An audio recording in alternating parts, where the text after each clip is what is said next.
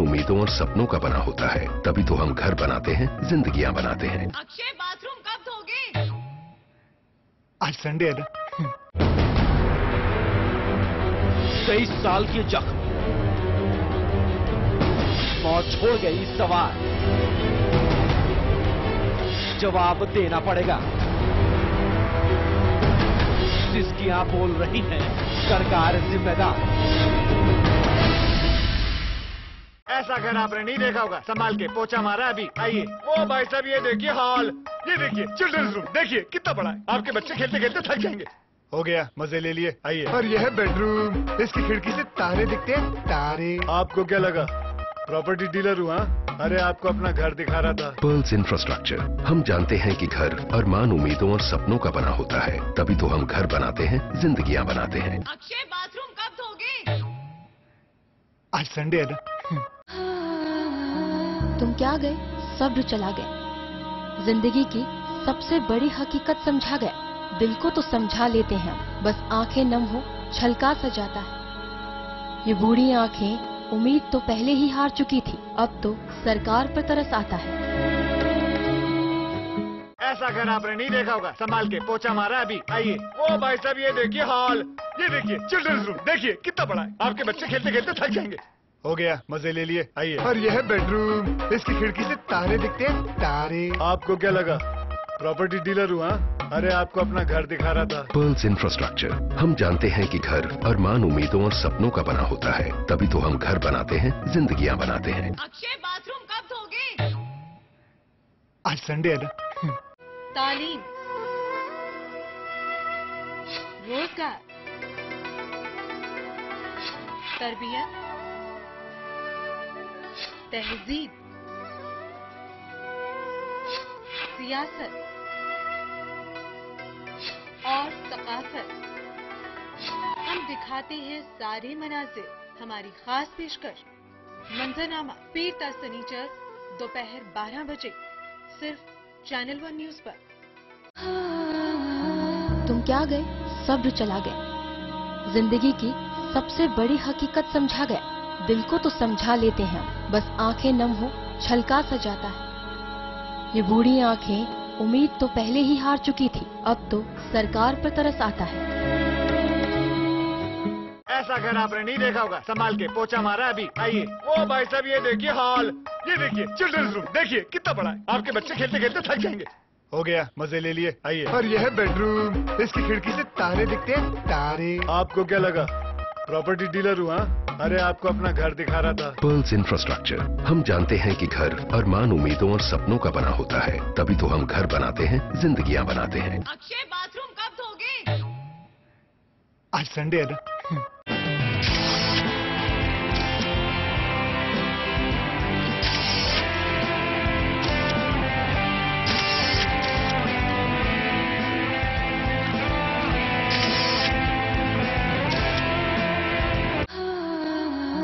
तुम क्या गए, सब्र चला गया। जिंदगी की सबसे बड़ी हकीकत समझा गया। दिल को तो समझा लेते हैं, बस आंखें नम हो छलका सा जाता है। ये बूढ़ी आंखें उम्मीद तो पहले ही हार चुकी थी, अब तो सरकार पर तरस आता है। ऐसा घर आपने नहीं देखा होगा, संभाल के पोछा मारा अभी। आइए। ओ भाई साहब, ये देखिए हॉल, ये देखिए चिल्ड्रंस रूम, देखिए कितना बड़ा है। आपके बच्चे खेलते खेलते थक जाएंगे। हो गया, मजे ले लिए। आइए। और यह है बेडरूम, इसकी खिड़की से तारे दिखते हैं, तारे। आपको क्या लगा प्रॉपर्टी डीलर हूँ?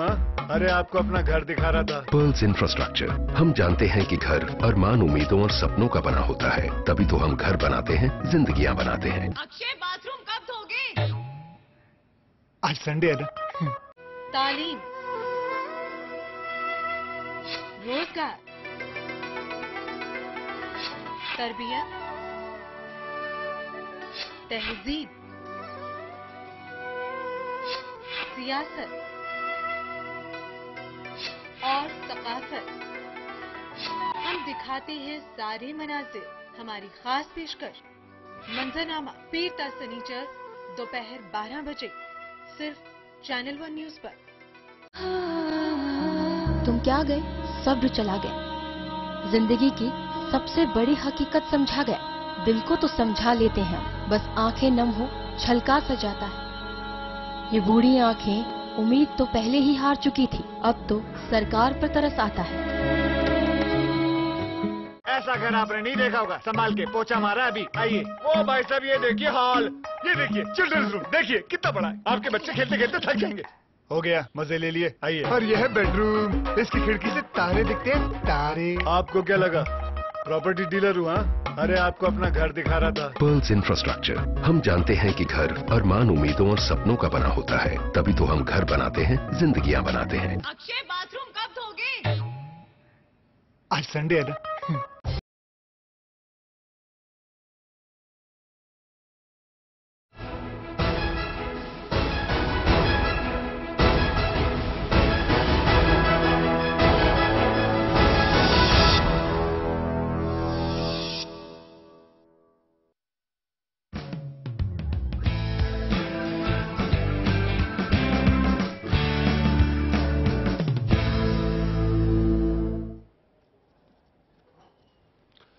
नमस्कार, न्यूज लाइन में आपका स्वागत है।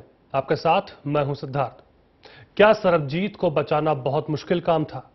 क्या दुनिया के सबसे बड़े लोकतंत्र ने अपने दगाबाज पड़ोसी के सामने घुटने टेक दिए? 23 सालों में बनी अलग अलग सरकारों ने क्या इस मसले पर अपनी जिम्मेदारी को ठीक से निभाया? सवाल कई हैं और सबसे ज्यादा निशाने पर है वो सरकार जो 9 साल से देश पर हुकूमत कर रही है।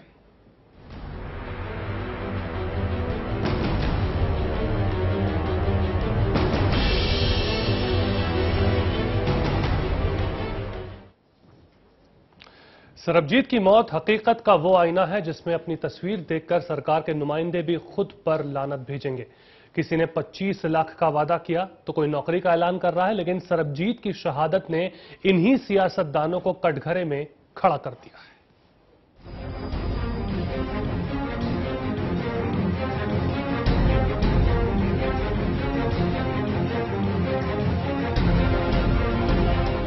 आंसुओं के सैलाब के बीच अपने देश से बेपनाह मोहब्बत करने वाला वो शख्स आखिरी सफर को रुखसत हो गया।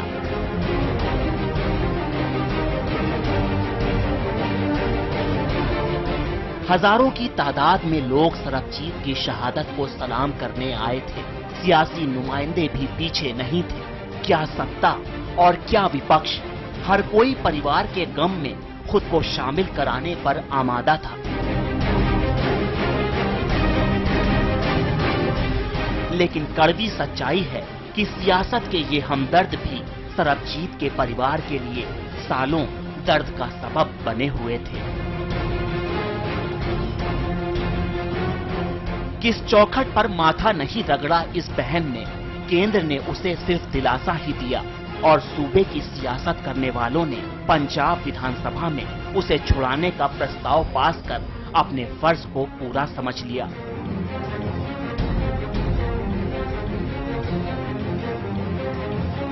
लेकिन इतने सब से कुछ नहीं होने वाला था। दलवीर कौर हकीकत से बाखबर थी। पाकिस्तान की नीयत में खोट है और भाई की जान खतरे में है। उन्हें सालों से ये फिक्र सताए जा रही थी। इसी सोच और फिक्र ने इस बूढ़े जिस्म को बड़ी लड़ाई लड़ने को ताकीद किया।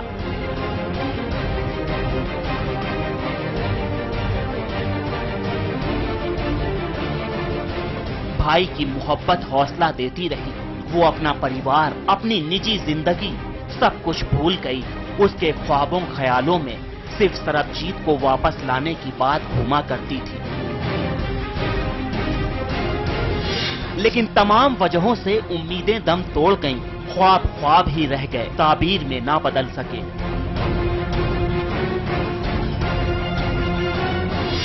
आज ये परिवार जिस कैफियत में जी रहा है, उसकी बहुत बड़ी जिम्मेदार केंद्र में बैठी वो सरकार है जो पाकिस्तान के साथ डिप्लोमेटिक पहलू पर पूरी तरह फेल रही। सरबजीत का इस तरह जाना सरकार पर कई सवाल खड़े करता है। सवाल नंबर 1, पिछले 9 सालों में केंद्र सरकार ने क्या कोशिशें की?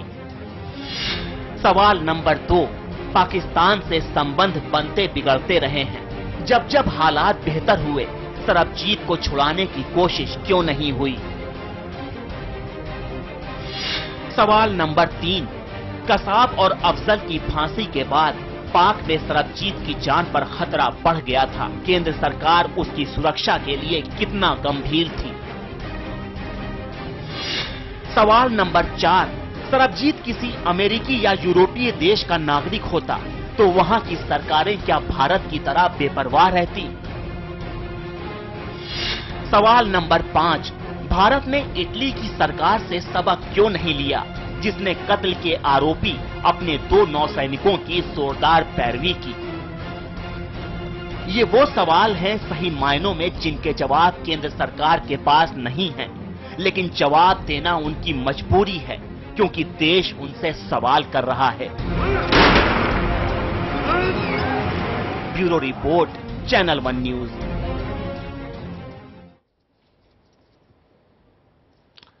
चलिए चर्चा को हम यहां से आगे बढ़ाएंगे। हमारे साथ तमाम हमारे मेहमान जुड़ चुके हैं। हम उनसे एक बार मुखातिब आपको करा दें। Kuldeep Singh Bhugal national organising secretary हैं अकाली दल के, वो हमारे साथ स्टूडियो में हैं। इसके अलावा प्रदीप टमटा जी कांग्रेस के नेता हैं और इसके साथ देवेंद्र गुप्ता अध्यक्ष हैं भारत विकास पार्टी के। सभी मेहमानों का बहुत बहुत स्वागत है। सबसे पहले मैं भुगल जी आपसे शुरुआत करना चाहूंगा। चूंकि राज्य सरकार पे भी लगातार बात आ रही है, केंद्र अब ये बात भी हमने कई नेताओं को सुना कि जिम्मेदारी राज्य सरकार की भी बनती है, राज्य सरकार ने भी कभी सुध नहीं ली लंबे अरसे तक। इस पर आपका क्या कहना? क्या वाकई सुध नहीं ली गई, सिर्फ मुआवजे देते टाइम सरकार आई आगे?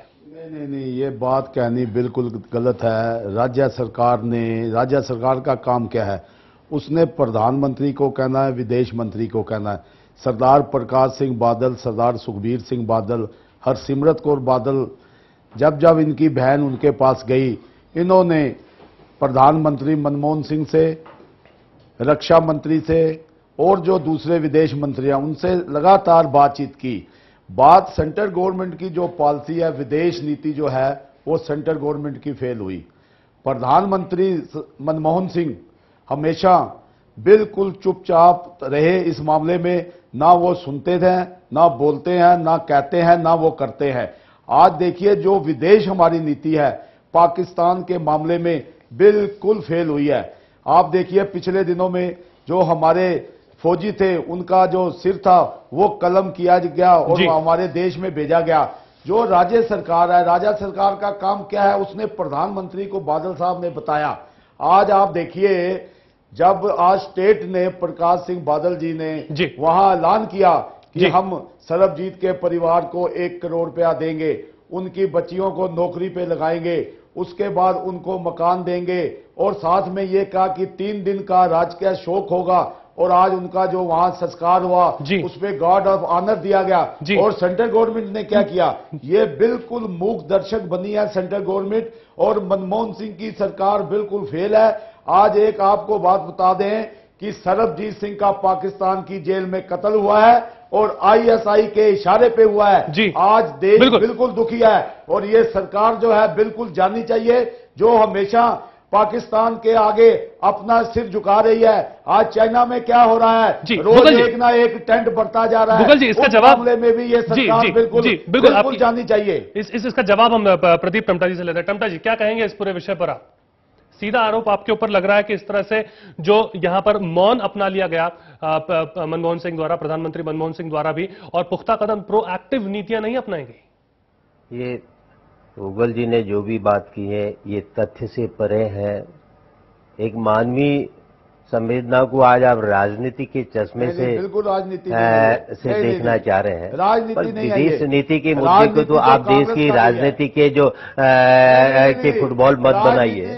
क्या सबरजीत आज जब यूपीए की सरकार थी, आप गूगल साहब जब उन्होंने अपनी बातें कही तो मैंने खामोशी से उनकी बात सुनाई। मुझे ये आदत पसंद नहीं कि मैं जब उनकी बात को अपनी बात कह रहा हूं। टमटा साहब बोलिए। ये बहुत ही निहायत ही बचकाने की बात है, गैर जुबिनाना है कि हम विदेश नीति के सवाल को भी घरेलू राजनीति का मुद्दा बना दे रहे हैं। क्या सबरजीत यूपीए के जमाने में पाकिस्तान के अंदर भटकते हुए चले गया था? क्या 5 साल तक एनडीए की सरकार जब इन्हीं के लोग केंद्र में शासन कर रहे थे, क्या उस समय इसको नहीं आई है? क्या आज जो सबरजीत की बेटियों को जो नौकरी दे रहे हैं, उतने साल से सबरजीत पाकिस्तान में है जेल में, तब क्या सबरजीत के परिवार की पंजाब की सरकार को याद नहीं आई है? ये सवाल, इस सवाल को आज ये वक्त का नहीं है। और ये कांग्रेस सरकार ने जब से इस मामला आया था, ये एक मिस्टेकन आइडेंटिटी का प्रश्न था। सरकारों ने काम भी किया, कोशिश भी की, और उसी का नतीजा था कि जब जरदारी की सरकार आई तो उन्होंने उसके मृत्युदंड को अनिश्चितकालीन के लिए स्थगित कर दिया गया था।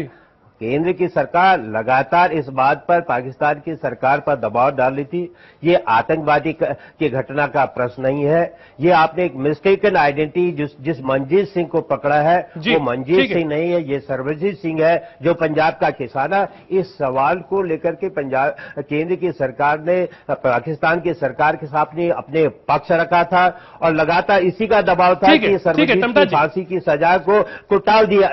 ठीक है टमटा जी, आपने बात करी। मैं देवेंद्र गुप्ता जी को यहाँ पे लाना चाहूंगा। मैं फिर टमटा जी आपके पास आऊंगा क्योंकि चर्चा की हमारी शुरुआत ही हुई है। गुप्ता जी, आपने सुना दोनों वर्जन, दोनों अलग अलग पॉलिटिकल पार्टियां अपने स्टैंड पर हैं, आप कैसे देख रहे हैं अब इस पूरे विषय को? देखिए, आज जो ये घटना ये हमारे सर्वजीत जी की हुई है वो पूरे देश के लिए एक शर्मनाक घटना है और सरकार को, केंद्र सरकार को जो ना इस पर कड़ा रुख अपनाना चाहिए। पाकिस्तान से बिल्कुल संबंध खत्म, राजनीतिक संबंध खत्म कर देने चाहिए। इसके लिए ये बात बिल्कुल ठीक है, मुगल साहब ने कहा है कि सरकार जो ना, ये केंद्र सरकार का काम था, केंद्र सरकार को जो ना इस पर पहले से एक्शन लेना चाहिए था। लेकिन टमटाल जी भी ठीक कह रहे हैं, एनडीए की सरकार रही है। आज बात यह है कि हमारे पूरे देश को इस पर जो ना राजनीतिक रोटी न पका के पूरे देश को, पूरे राजनीतिक पार्टियों को एक होके और जो ना पाकिस्तान को जो ना इसका मुंहतोड़ जवाब देना चाहिए। हमारे और भी कैदी में पड़े हुए हैं, उनको जो उनकी सुरक्षा करानी चाहिए और बिल्कुल भी इसमें लिहाज नहीं करना चाहिए। आज देश राजनीतिक रोटियां पकाने का नहीं है। आज जो ना हमारे देश के लिए बहुत ही शर्मनाक बात है कि पाकिस्तान जो हमेशा करता आ रहा है, चाइना कंटिन्यू रोज बढ़ाता आ रहा है, ये जो ना पाकिस्तान और चाइना जो ना हमारे देश पर अटैक करते आ रहे हैं। इस पर गुप्ता साहब, हम नीतियों की बात कर रहे हैं, हम ये जानना चाह रहे हैं कि आखिर नीतियों की तो हम आलोचना कर सकते हैं, नीतियों पे तो हम बात कर सकते हैं, क्योंकि यही वो नीतियां हैं जो आने वाले दिनों के अंदर आगे भी कारगर होंगी, आगे भी इन्हीं नीतियों के तहत पूरी कार्रवाई होने वाली है। नहीं, देखिए, नीतियां हमारे को बनानी चाहिए, हमको जो ना अपना रक्षा बजट बढ़ाना चाहिए। रक्षा हमारे को मिनिस्ट्री ऑफ डिफेंस से पूछना चाहिए कि क्या कारण है कि आप सशस्त्र नहीं है, हमको मुंहतोड़ जवाब देना चाहिए। हम जो राजनीतिक पार्टियां, अभी कांग्रेस, बीजेपी, कोई भी पार्टी है, वो सब जो ना अपने वोट बैंक में लगी हुई है, देश की किसी को चिंता नहीं है, देश के किसी सिपाही की चिंता नहीं। टमटा जी को बुलाना चाहूंगा। टमटा जी, बड़ा एक जरूरी सवाल यहां पर उठ रहा है, क्योंकि अब लगातार केंद्र सरकार पर सवाल उठ रहे हैं, यूपीए सरकार पर सवाल उठ रहे हैं। हम लगातार ये बात, जब केंद्र सरकार इस बात का हमेशा से बखान करती आई कि अमेरिका के साथ उसके बड़े अच्छे संबंध रहे हैं और अमेरिका के साथ संबंध जो है वो प्रगाढ़ हो रहे हैं, बढ़ते जा रहे हैं, और ये सभी जानते हैं कि पाकिस्तान में बिना अमेरिका की मर्जी के पत्ता तक नहीं हिलता है। ये बात प्रत्यक्ष अप्रत्यक्ष रूप से सामने आती है, तो क्यों इस चीज का फायदा नहीं लिया गया? देखिए, हम जो जिस मुद्दे पर यहां पर विचार विमर्श कर रहे हैं, हम उससे एक्चुअली मैं देख रहा हूं कि हम उससे भटक रहे हैं। जी, जो सज्जन कह रहे हैं हम दोनों पड़ोसी मुल्क हैं और युद्ध का वातावरण बना करके जब देश की पार्लियामेंट में आतंकवादियों ने हमला किया था, उस समय हम 8 महीने तक पाकिस्तान की सीमा में रहे। उसके बाद क्या हुआ? ये इस तरह की भड़काऊ बात की बात करके युद्ध आगे की बात कर रहे हैं, मैं थोड़ा स्पष्ट कर दूं प्रश्न इसमें। देखिए, एक बहुत ही मानवीय प्रश्न है।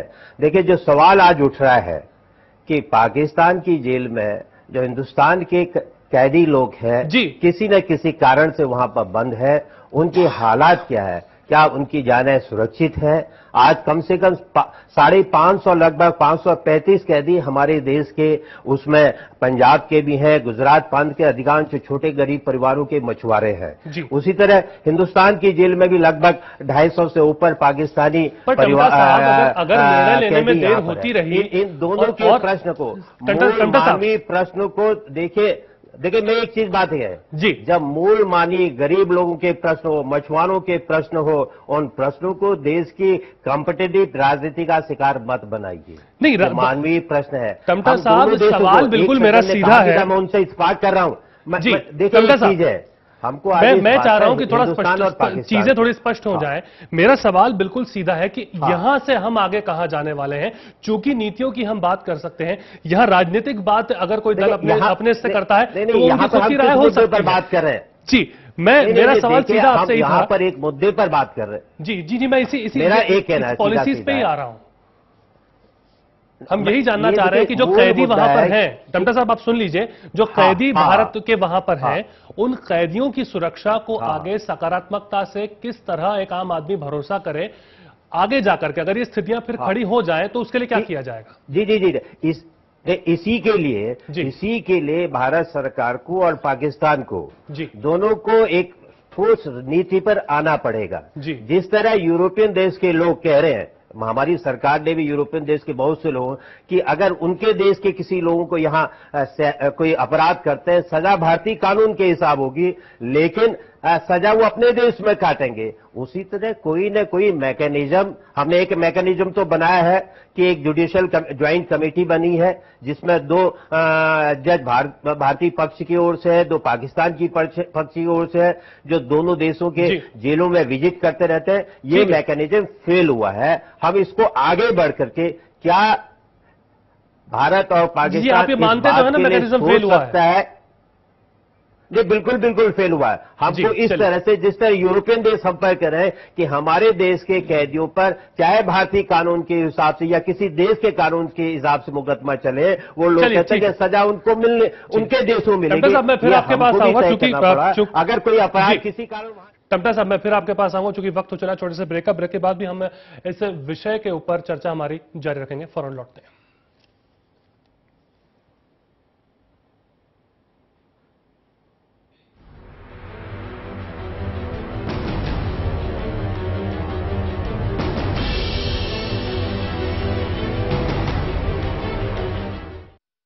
ऐसा घर आपने नहीं देखा होगा, संभाल के पोछा मारा अभी। आइए। ओ भाई साहब ये देखिए हॉल, ये देखिए चिल्ड्रंस रूम, देखिए कितना बड़ा है। आपके बच्चे खेलते खेलते थक जाएंगे।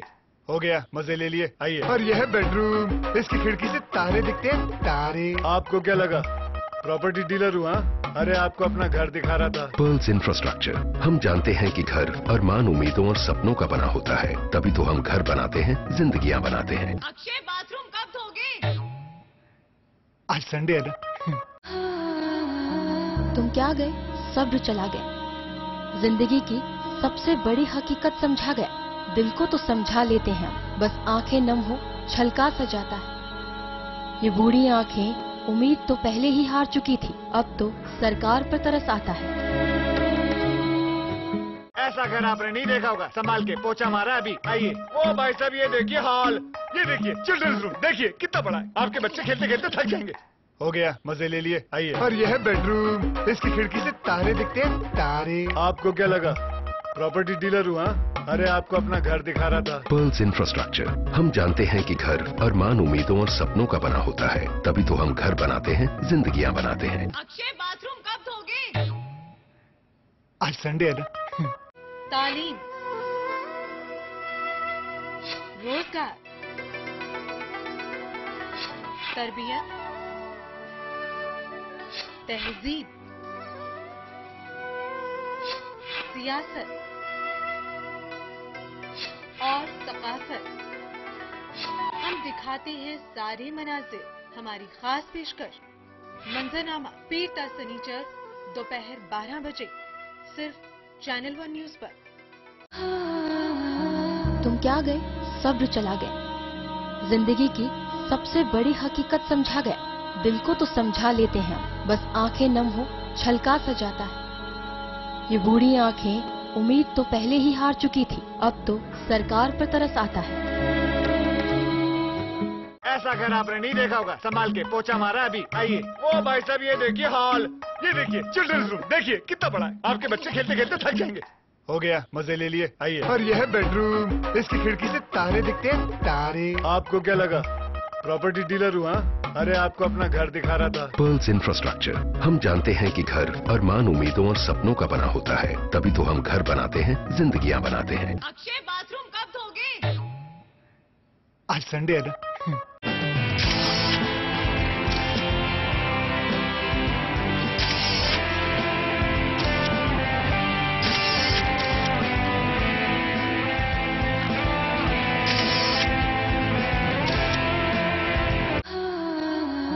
तुम क्या गए, सब्र चला गया। जिंदगी की सबसे बड़ी हकीकत समझा गया। दिल को तो समझा लेते हैं, बस आंखें नम हो छलका सा जाता है। ये बूढ़ी आंखें उम्मीद तो पहले ही हार चुकी थी, अब तो सरकार पर तरस आता है।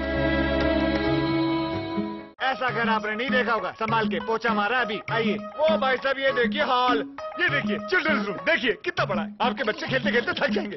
हो गया, मजे ले लिए। आइए, और यह है बेडरूम, इसकी खिड़की से तारे दिखते हैं, तारे। आपको क्या लगा प्रॉपर्टी डीलर हुआ? अरे आपको अपना घर दिखा रहा था। Pearls infrastructure. हम जानते हैं कि घर अरमान, उम्मीदों और सपनों का बना होता है, तभी तो हम घर बनाते हैं, जिंदगियां बनाते हैं। अक्षय बाथरूम कब धोगे? आज संडे है ना। तुम क्या गए, सब्र चला गया। जिंदगी की सबसे बड़ी हकीकत समझा गया। दिल को तो समझा लेते हैं, बस आंखें नम हो छलका सा जाता है। ये बूढ़ी आंखें उम्मीद तो पहले ही हार चुकी थी, अब तो सरकार पर तरस आता है।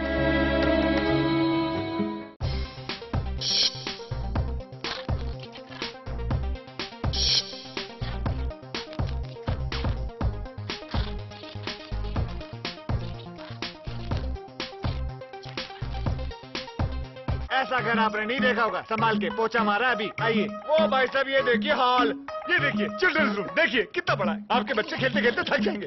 हो गया, मजे ले लिए। आइए, और यह है बेडरूम, इसकी खिड़की से तारे दिखते हैं, तारे। आपको क्या लगा प्रॉपर्टी डीलर हुआ? अरे आपको अपना घर दिखा रहा था। Pearls infrastructure. हम जानते हैं कि घर अरमान, उम्मीदों और सपनों का बना होता है, तभी तो हम घर बनाते हैं, जिंदगियां बनाते हैं। अक्षय बाथरूम कब धोगे? आज संडे है ना। तुम क्या गए, सब्र चला गया। जिंदगी की सबसे बड़ी हकीकत समझा गया। दिल को तो समझा लेते हैं, बस आंखें नम हो छलका सा जाता है। ये बूढ़ी आंखें उम्मीद तो पहले ही हार चुकी थी, अब तो सरकार पर तरस आता है।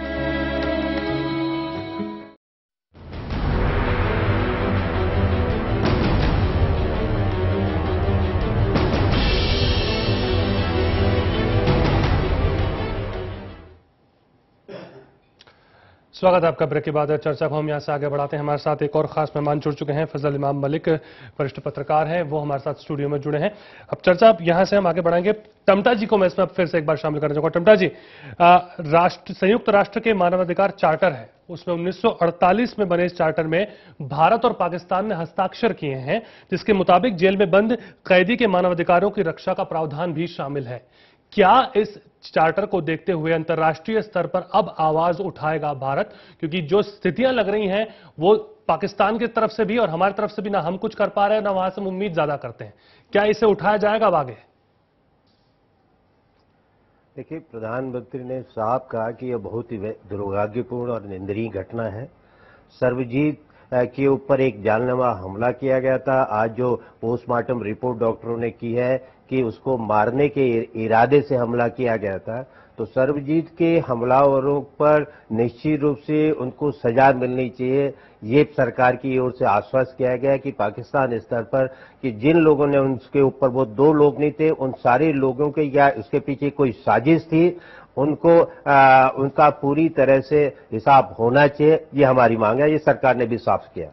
दूसरी चीज है कि आज हमको ये जरूरत है, जो आपने कहा भी मैकेनिज्म के, दोनों देश के में जेल में जो आम आदमी कैदी हैं, ये जो अधिकांश कैदी हैं साधारण बैकग्राउंड के लोग हैं। हमारे दोनों देश में बीच में एक मैकेनिज्म भी है, एक जुडिशियल ज्वाइंट कमेटी बनी हुई है, जिसमें 2 जज हिंदुस्तान से हैं, 2 जज पाकिस्तान से हैं। इस कमेटी को और ज्यादा स्ट्रेंथन करने की जरूरत है। देखिए, इन मानवीय तरह की घटनाओं में जहां उनके हमारे कैदी वालों का, अभी मैं पढ़ रहा था गुजरात के लोग में कहीं अभी सर्वजीत की घटना का फॉलोअप, आप अपनी जिम्मेदारी तो ले सकते हैं। हमारे प्रधानमंत्री ने कहा, देखिए इस घटना को हम इस तरह से लेके इतना जंगोइज्म न फैला दें। आज जम्मू की भी घटना, हमारी सरकार ने तमाम देश के अंदर ये भी सुरक्षा कह दी कि जो देश के अंदर हमारे वहां पाकिस्तानी कैदी, उनकी भी सुरक्षा को ध्यान में रखा जाए। लेकिन इस संदर्भ में और ज्यादा मैकेनिज्म की जरूरत है। देश अंतर्राष्ट्रीय मंच पर जाने की क्या जरूरत है? दोनों जेल के अंदर जो मैकेनिज्म बना हुआ है उसको और ज्यादा सुदृढ़ स्ट्रेंथ करने की जरूरत है। चलिए, अब मलिक साहब कैसे देखते हैं इस पूरे मसले के ऊपर? मैकेनिज्म को स्ट्रेंथन करने की बात टमटा साहब कह रहे हैं, क्या ये वक्त है वाकई मैकेनिज्म स्ट्रेंथन हो सकता है? क्या ये जो बातें हैं स्ट्रेंथ करने वाली, क्या ये वाकई धरातल पे अगर हम प्रैक्टिकली बात करें कितनी आपको फीजिबल लगती है?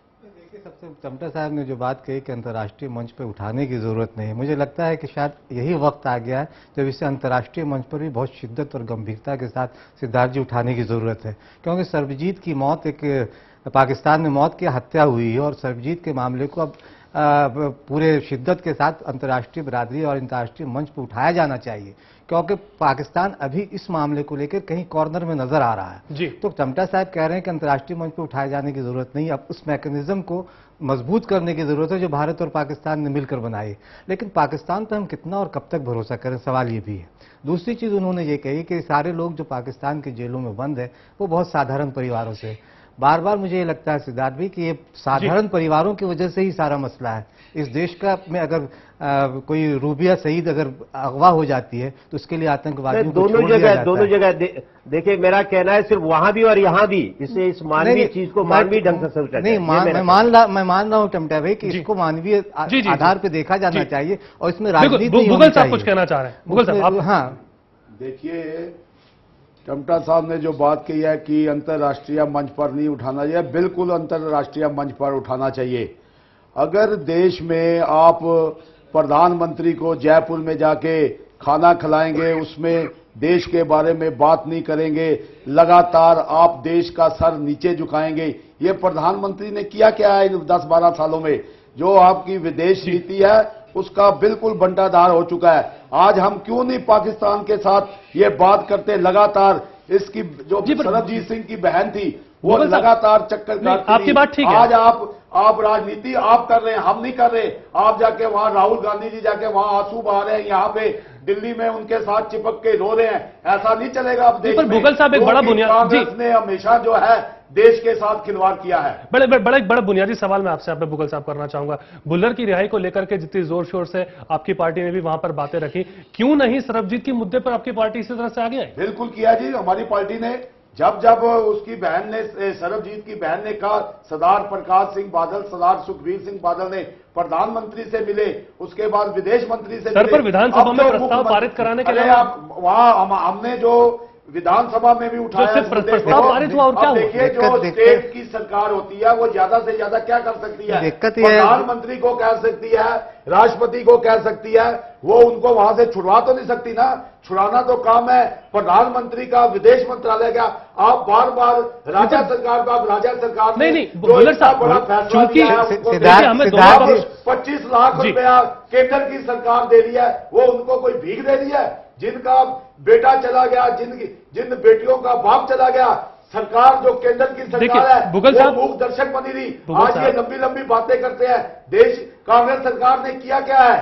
चलिए देखिए, बिल्कुल विदेश नीति आरोप मुगल साहब सुनिए, वाजपेयी साहब थे, उन्होंने दोस्ती का हाथ बढ़ाया, उन्होंने बस लेके नहीं मुगल साहब बात सुनिए, देखिए बिल्कुल आपकी बात ठीक है, नहीं आपकी बात मैं मान रहा हूं मुगल साहब, ये नहीं आरोप प्रत्यारोप का दौर कब तक चलेगा? मुगल साहब आप सुनिए, दरअसल सिद्धार्थ इसमें ये हो रहा है मुगल साहब, सीबीआई जो है उस पर कांग्रेस का हाथ है। अब वो सज्जन कुमार का मामला आया, आप मुद्दे को छोटी कोर्ट आप मुद्दे को दूसरी तरफ ले जा रहे हैं। मुगल साहब मैं एक बात यहाँ बिल्कुल स्पष्ट कर दूं, एक मिनट मुगल साहब, मुगल साहब संबंध तोड़ने चाहिए। मुगल साहब एक मिनट आप शांत हो जाइए। हम इस पूरे देखिए इस पूरे डिस्कशन चर्चा का यह है कि इसका सकारात्मक कुछ पहलू हम निकाल सके, कुछ पॉजिटिव ऐसा हम निकाल सके जिसका निचोड़ जो हमारे दर्शक है वो भी समझे। यहां बात आरोप प्रत्यारोप की नहीं है, बात सिर्फ यह है कि अगर आप ये कहते हैं कि केंद्र की सरकार ने इस तरह से काम नहीं किया तो एनडीए का शासनकाल भी रहा, तब भी कितनी बार सड़कों पर सब लोग आए। भुल्लर की तरह जिस टाइम रिहाई को लेकर के सड़कों पर आ पाए उस टाइम सड़कों पर सरकार ने दी, तो ये सवाल भी तो उठेगा ना। नहीं, आपने बहुत बुनियादी सवाल उठाया सिद्धार्थ के। भुल्लर के मामले में आप प्रधानमंत्री के दरवाजे पर जा सकते हैं, राष्ट्रपति के दरवाजे पर। सरबजीत के मामले पे जब मौत हो गई तब आप भी 1 करोड़ रुपए दे रहे हैं उसे, तो इसलिए आप भी उतने ही जिम्मेदार हैं। आप भी उसे भीख दे रहे हैं क्या?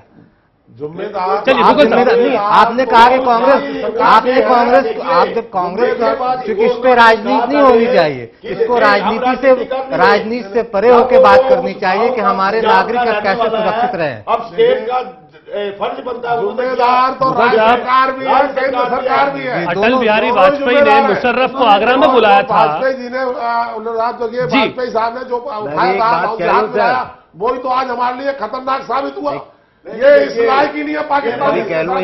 मुगल साहब एक एक करके एक मिनट गुप्ता जी एक एक करके हम अगर आए तो हम शायद ज्यादा हमारे सुनने वालों को भी चीज की क्लैरिटी रहेगी। एक एक करके हम इस चीज को लेते हैं, इसमें कोई आवेग में आने वाली बात नहीं है। आरोप प्रत्यारोप हर एक राजनीतिक दल पर है, पर हम बतौर भारतवासी एक भारतीय नागरिक के हिसाब से हम इस पूरे मसले को किस तरह सोचते हैं, ये वाकई हमारे लिए एक बुनियादी सवाल बना हुआ है। क्योंकि अब हम बात अगर एनडीए की शासनकाल की भी करते तब भी वहां तमाम तरह की बातें निकाली जा सकती हैं और उस पर एक घंटे का और शो बन सकता है और डिस्कशन हो सकता है। बात ये नहीं है, मैं सिर्फ इस पूरे 1 घंटे के शो को एक डिस्कशन में नहीं तब्दील करना चाहता। मैं चाहता हूं कुछ इसमें ऐसा निकले कि देखने वाले को यह समझ में आए कि हां वाकई अगर राजनीतिक मंच है आए हैं तो वो कुछ एक सोच के साथ आए। फजल साहब, कैसे आप इससे पूरी चीज को देख रहे हैं? क्योंकि अब ये एनडीए के शासनकाल में क्या हुआ, इसके शासनकाल में क्या हुआ, इसको लेकर के हम तमाम बातें हम करेंगे। फिलहाल हम एक ब्रेक के लिए रुक रहे थे, चूंकि ब्रेक लेना इस वक्त जरूरी है। ब्रेक के बाद इसी मसले पर हम चर्चा करेंगे कि पॉलिसी लैप्स की बात होती है और इतालवी सैनिकों की बात भी तब निकलेगी कि उस वक्त भी कितनी कारगर रही थी सरकार की पॉलिसीज और कैसे पूरा तंत्र आगे चला था। फिलहाल एक ब्रेक, जल्दी लौटते हैं।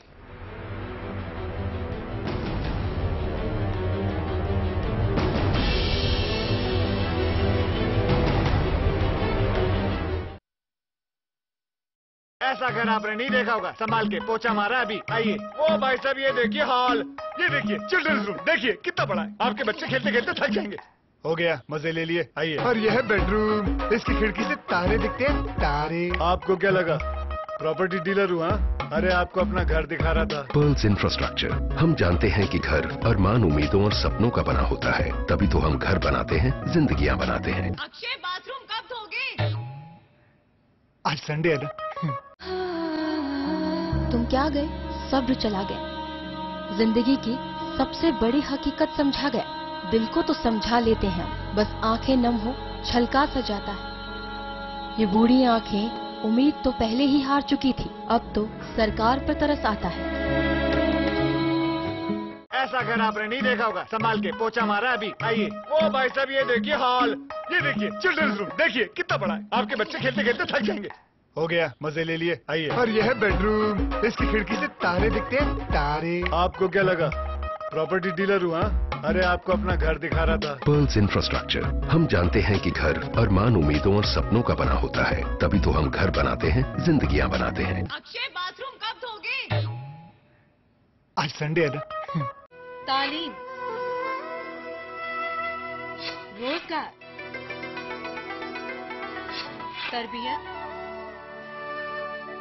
तहजीब, सियासत और सकाफत।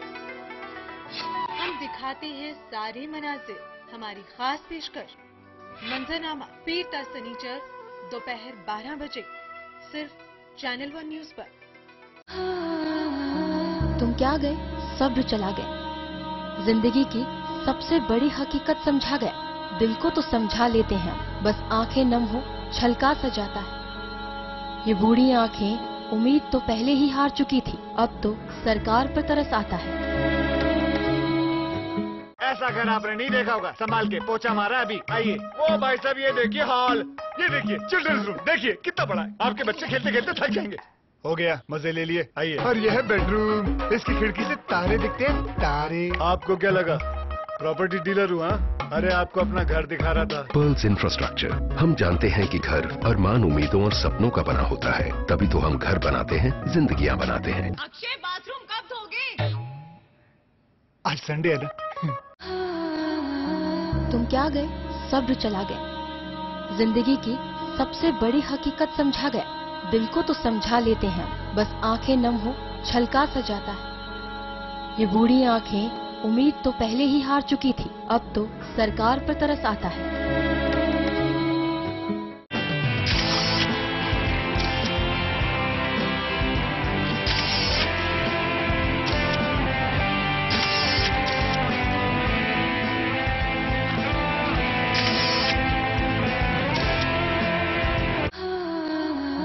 तुम क्या गए, सब्र चला गया। जिंदगी की सबसे बड़ी हकीकत समझा गया। दिल को तो समझा लेते हैं, बस आंखें नम हो छलका सा जाता है। ये बूढ़ी आंखें उम्मीद तो पहले ही हार चुकी थी, अब तो सरकार पर तरस आता है।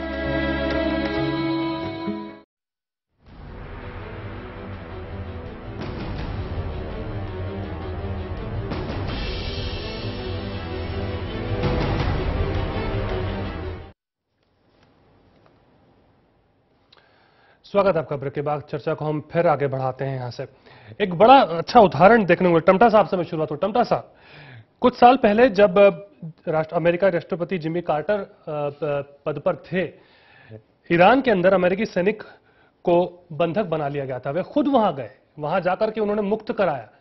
मैं ये नहीं कह रहा कि भारतीय प्रधानमंत्री या राष्ट्रपति इस तरह से चले जाएं, या ऐसी उम्मीद नहीं की जाती है, पर क्या कुछ ऐसे उदाहरण नहीं देखने को मिल सकते? कुछ ऐसा जिसमें हमें वाकई विश्वास हो। हम ये नहीं कह रहे हैं, राजनीति की बात इससे आप मत जोड़िएगा, मैं आपकी व्यक्तिगत राय भी इसमें जानना चाहूंगा, क्योंकि पहले आप भारतीय हैं। नहीं, मैं इस पूरे मुद्दे को एक भारतीय और मानवीय धरातल पर देखना चाहता हूं। मैं इसको न हिंदुस्तान और पाकिस्तान के नजरों में, मैं राजनीति का वो विद्यार्थी हूं जो सीमाओं से परे एक हम मानवीय इंटरेस्ट को प्रोटेक्ट करते हैं।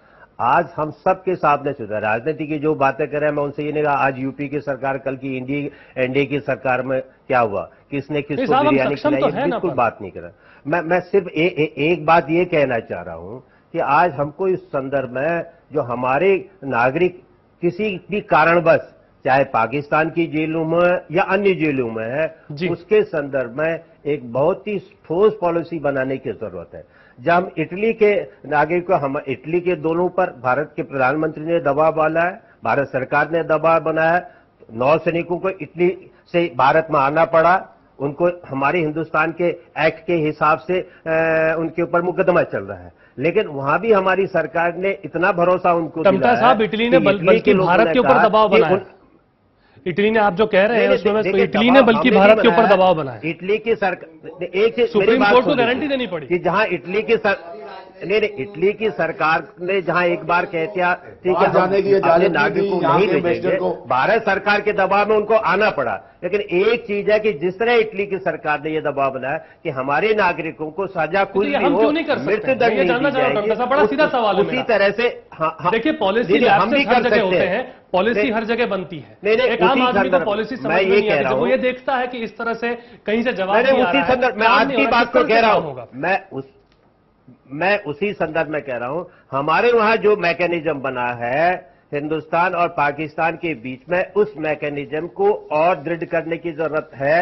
हमारे जो सजा के संदर्भ में सबसे बड़ा एक सवाल हिंदुस्तान और पाकिस्तान होगा, जो हमारे ये मैकेनिज्म, आप मैकेनिज्म फेलियर से पता नहीं क्यों आगे नहीं बढ़ पा रहे। मलिक साहब, क्या किस तरह से आप देख रहे हैं इस चीज के ऊपर? हम क्यों नहीं इस तरह से देख सकते कि हमारे वहां भी हम सक्षम हैं, हमारे पास सेना है, हमारे पास बहुत अच्छे लोग हैं जो काम कर रहे हैं, हमारे पास सब कुछ है, फिर भी हम एक कदम आगे जाते हैं और 4 कदम पीछे हो जाते हैं। दरअसल सिद्धार्थ, मुझे लगता है कि राजनीति इन सब चीज़ों पर ज़्यादा हावी हो गई।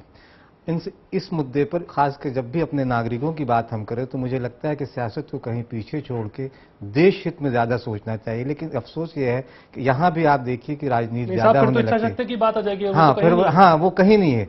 दूसरी चीज जो मैं, टमटा साहब ने अपने इस ब्रेक से जाने से पहले जिस आम नागरिक की बात की थी सिद्धार्थ जी, मैं उसको फिर उठाना चाहता हूं कि आम नागरिक और खास नागरिक, इस देश में 2 पैमाने हो गए।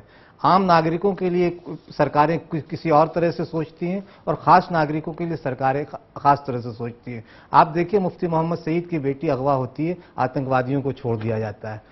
शायद ये भी एक कारण रहा हो कि चूंकि जो भी वहां के जेलों में बंद हैं वो बहुत आम नागरिक हैं, गरीब घरों से, छोटे घरों से, उसके लिए उनके लिए सरकारों के पास बहुत कुछ सोचने समझने के लिए नहीं है। और अगर बड़े घरों के लोग होते तो शायद आपने जिस अमेरिकी राष्ट्रपति का उदाहरण दिया, शायद हमारे प्रधानमंत्री भी जब पाकिस्तान जाके उसकी रिहाई के लिए कोशिश करते। ये उदारवादी नीतियां क्यों बढ़ाई जाती हैं? हम एक तरफ उदारवादी नीतियों को बढ़ावा देते हैं, दूसरी तरफ हमारे लोग कत्ल हो रहे हैं, सिर नहीं मिल रहे हमारे सैनिकों के। ये जिल्लत भी तो हमें ही झेलनी पड़ रही है, या पाकिस्तान तो झेल नहीं रहा? फजल साहब, नहीं, पाकिस्तान नहीं झेल रहा, हम झेल रहे हैं। खासकर चूंकि खासकर पिछले आप 6-7 महीनों में जिस तरह के हालात हमारे सामने आए, और मैं ये कहना चाहता हूं कि पिछले 8-10 सालों में जिस तरह की स्थितियां हमारे सामने आई, उसमें आप देखिए कि हम बार बार बैकफुट पर नजर आते हैं। हम बार बार दोस्ती की कोशिश हम ही करते हैं, पाकिस्तान की तरफ से कोई कोशिश नहीं होती। आप टमटा साहब बार बार उस मैकेनिज्म की बात करते हैं, आप पाकिस्तान पे कब तक और कहां तक भरोसा करेंगे? ठीक है, गुप्ता जी को मैं बुलाना चाहूंगा। देवेंद्र गुप्ता जी काफी देर से बैठे। गुप्ता साहब, ये मैकेनिज्म की बातें हो रही है, जमीनी तौर पर चीजों को बदलने की बात हो रही, बात हम आम आदमी की करते हैं, हम बात महंगाई की करते हैं, हम बात भ्रष्टाचार की करते हैं, ले दे करके बात ढाक के 3 बात हम आ जाते हैं फिर इच्छा शक्ति के ऊपर। क्या बिना इच्छा शक्ति का बीज बोए ये काम नहीं हो सकता? कुछ इसका विकल्प नहीं दिखता राजनीति में आपको? बिल्कुल सब कुछ हो सकता है, लेकिन करने वाले तो हों। अगर सब जो न इच्छा शक्ति वाले बैठे हुए हैं तो बिना इच्छा शक्ति के क्या हो सकता है। तो जो सरकार में जो भी राजनीतिक आदमी बैठे हुए हैं, ये जब हमारे भारत, सबसे पहले हम भारतीय हैं और हम भारत के नागरिक हैं, इसके लिए चाहे वो प्राइम मिनिस्टर हो चाहे आम नागरिक हो, पहले वो भारतीय है। और अगर ये सोचते हैं कि भाई हमारा भारत का कहीं पर भी कोई भी आदमी है, उसको हमको सेव करना चाहिए, उसको सोशल सिक्योरिटी प्रोवाइड कराना ये सरकार का काम है, चाहे वो कहीं पर भी हो, अगर वो भारतीय है तो हमारे अगर जो ना ये डिफेंस को और हमारा एजुकेशन तंत्र को यदि ये राजनीतिक पहलुओं से दूर रखा जाए तो ये जो ना मैकेनिज्म बिल्कुल ठीक हो सकता है। इस तरह से मैकेनिज्म नहीं होता है कि उनके दोनों को हम पाकिस्तान पर राजनीति कैसे दूर, राजनीति हर जगह हावी हो जाती है फैसल साहब। राजनीति को तो दूर रखना ये तो बिल्कुल नामुमकिन सी बात नजर आती है। देखिए राजनीति हर चीज में राजनेता आते हैं और फिर ये बात निकल ही जाती है। देखिए सिद्धार्थ साहब, आज के टाइम में प्रत्येक आदमी सोचता है कि राजनीति में हम आ जाए तो हम बहुत कुछ कर सकते हैं, राजनीति में ही सब कुछ मिलता है। आदमी के अंदर ये जो ना एक कण कण में बस गया है। अगर जो ना हमारा जो ना ये शिक्षा तंत्र ठीक हो जाए, उसको राजनीति से दूर कर दिया जाए, तो आज जो बच्चा मोटिवेट होता है वो वहीं से जो ना मोटिवेट हो जाता है शुरुआत से ही कि भाई वो हम जो ना राजनीति में जाएंगे तो हम बहुत कुछ कामयाब हो जाएंगे। तो इसको जो ना राजनीति जो आपका जो तंत्र है, इसको खत्म करना चाहिए और तब वही इसका एक विकल्प है। टमटा साहब, क्या आगे जो दोहरी नीति, उदारवाद की नीति पाकिस्तान के साथ हम आगे बढ़ा रहे हैं, जो अभी तक इतनी आगे आई है, जियारत की बात, उनके हुक्मरान यहां पर आते हैं, तमाम तरह की बातों, आपके हिसाब से क्या आपको लगता है कि ये वक्त अब आ चुका है कि अब हर ओर से कट ऑफ कर दिया जाए? नहीं, मैं नहीं समझता हूं।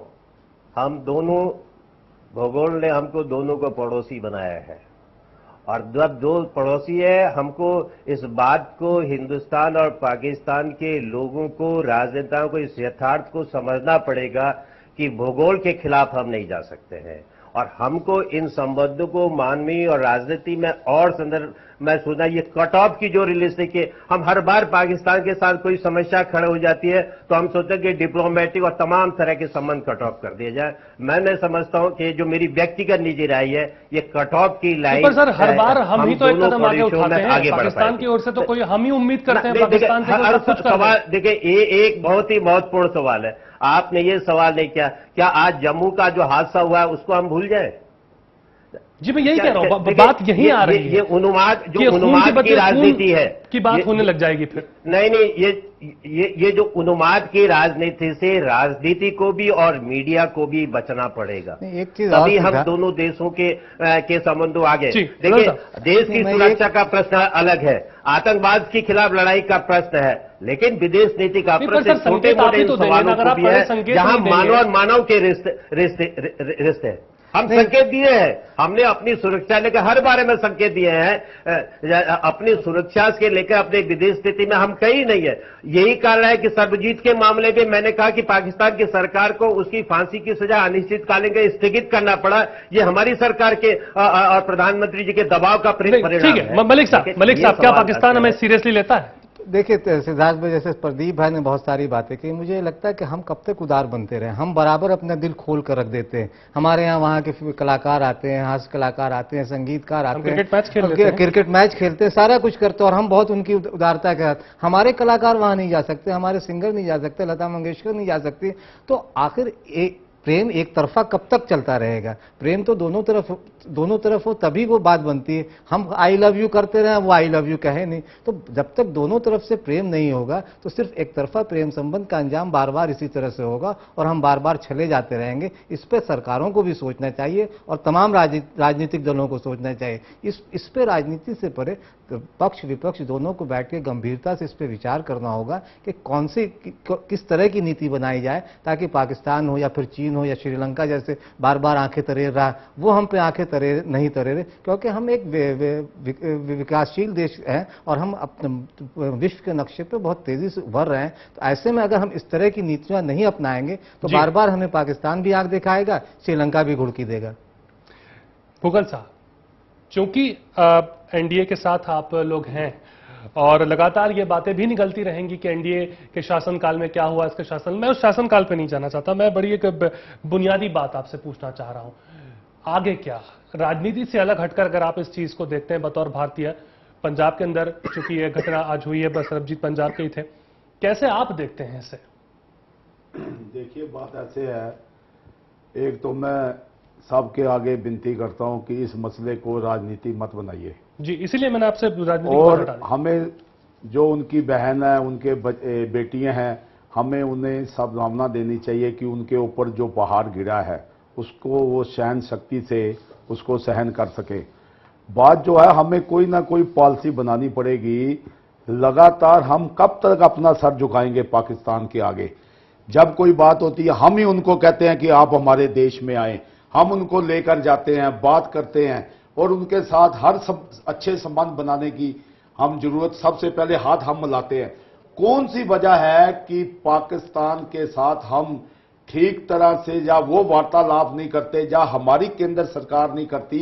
ये लगातार जो हादसे हो रहे हैं, पहले आप देखो सैनिक का सिर उतार दिया गया, अब सरबजीत को मार दिया गया, अब उनकी जेल में भी, हमारी जेलों में भी पाकिस्तान के कैदी हैं। कोई बताए, अभी ये टमटा साहब कर रहे थे कि वो अभी जम्मू में ये काम हो गया।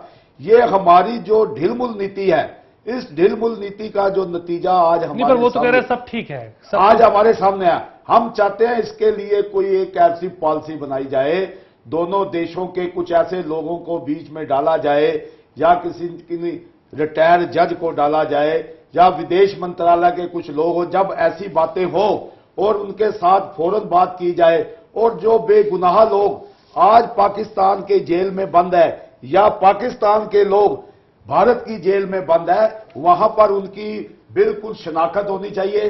जैसे सरबजीत का मामला था, उसको पहले मंजीत सिंह बताया गया, जब उसको 2 दिन पहले छोड़ना था तो उसके घर में लड्डू बांटे गए कि हमारा सरबजीत सिंह वापस आ रहा है, बाद में वो दूसरे लोग वापस आ गए। ये ढुलमुल रवैया हमारी सरकार का भी है, वो हमारे आगे झुकते नहीं, हम उनके आगे हाथ फैलाते हैं, उनको नमस्कार करते हैं, मगर ये ढिलमुल रवैया कब तक चलेगा? देश में ऐसे ही लोग वहां से मर मर के भारतवर्ष में आते रहेंगे। हमें कोई ना कोई पॉलिसी बनानी पड़ेगी। कभी वो कश्मीर का मुद्दा उठा लेते हैं, कभी आतंकवादियों का मुद्दा, जब कश्मीर में बेगुनाहों को मारा जाता है। सरबजीत सिंह की बहन ने कहा था, जब अफजल गुरु को फांसी हुई, उसने पहले कह दिया था कि मुझे ये खतरा है, मेरे भाई को मार दिया जाएगा। फिर वही बात, देखिए फिर बात वहीं आ जाएगी कि एनडीए शासनकाल भी रहा 1999 से लेकर के जब तक वो 2003-4 तक रहा, तब उस वक्त भी तो इतनी पुख्ता तौर पर ये बात नहीं उठाई गई। आगरा में जब मुशर्रफ को बुलाया गया, अटल बिहारी वाजपेयी ने बुलवाया, तब भी तो आप ही भी जुड़े हुए थे उनके साथ। नहीं, देखिए हमारी तो वो तो 5 साल की सरकार, इनको 10 साल हो गए हैं।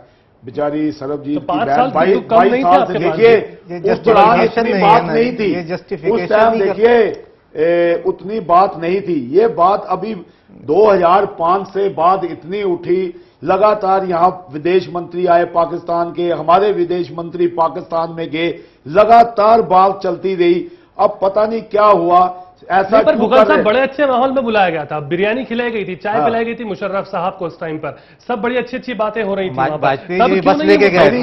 देखिए वो तो देखिए दोस्ती का हाथ बढ़ाया था, इसमें दोस्ती करने को अब कांग्रेस भी तो कर रही है, मनमोहन सिंह दोस्ती कर रहे हैं उनके साथ, हमारे देश के फौजियों के सिर काट के आ रहे हैं, फिर उनको जयपुर में जाके उनको खाना खिला रहे हैं, जयपुर खाना, ये अपनी राजनीति कर रहे हैं।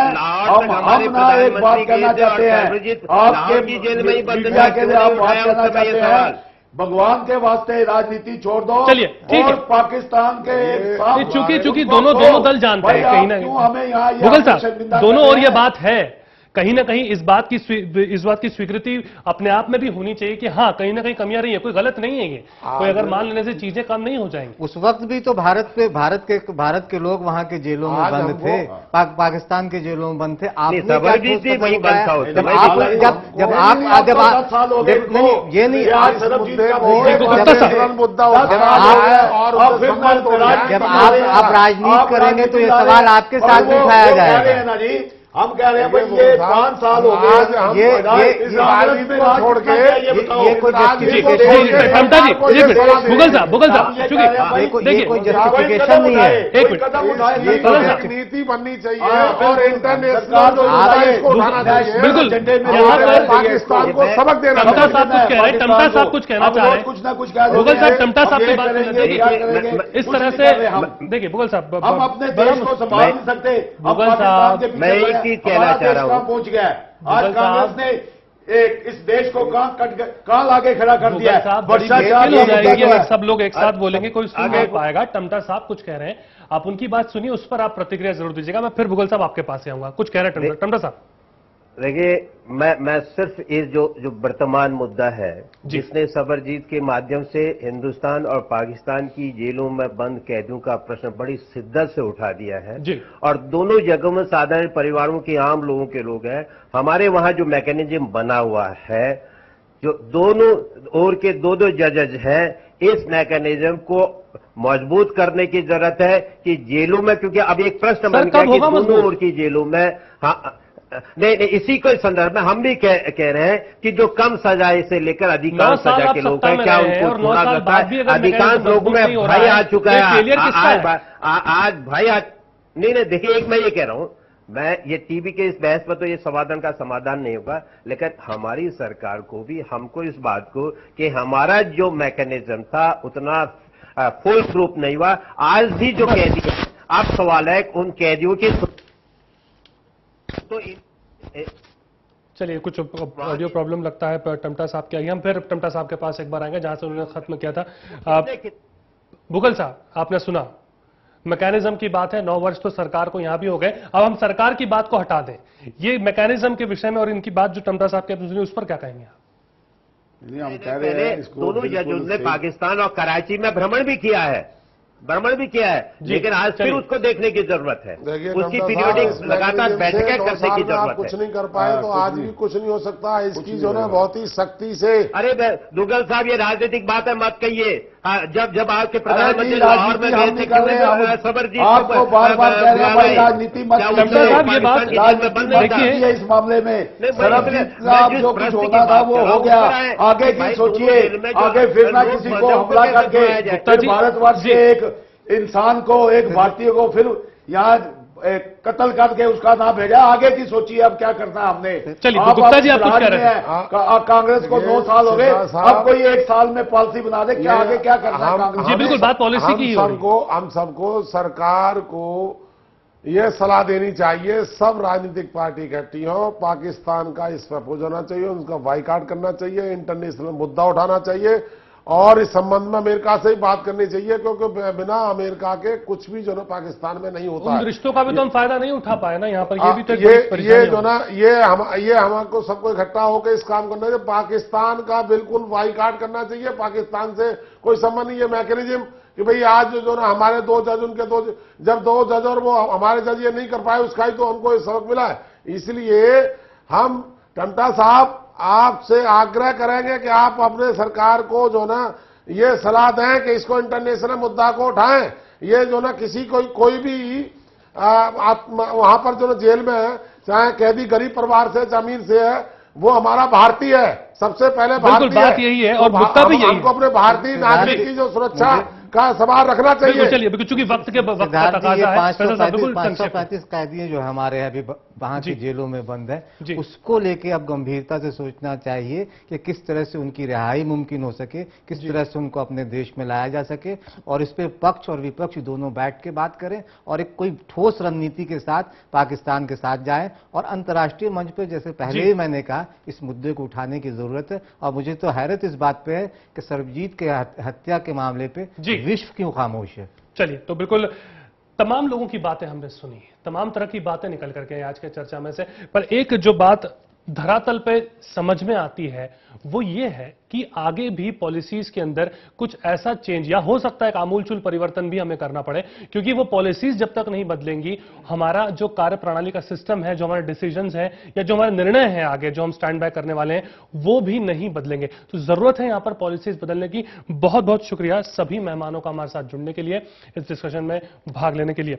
और कुल मिलाकर अगर हम कहें एक कड़ा संकेत भी अगर पाक तक पहुंचे, कुछ ना हो तो हम खड़ा होकर आंखें में आंखें डाल के अगर उससे बात भी करें तो शायद वो एक कदम पीछे हटेगा और आने वाले दिनों के अंदर ऐसे कई और सरबजीत जो पाक जेल के अंदर नापाक जिंदगी जी रहे हैं उनके लिए कुछ सकारात्मक पहलू निकल कर आ सकेगा। फिलहाल हमारी पेशकश में इतना ही। नमस्कार।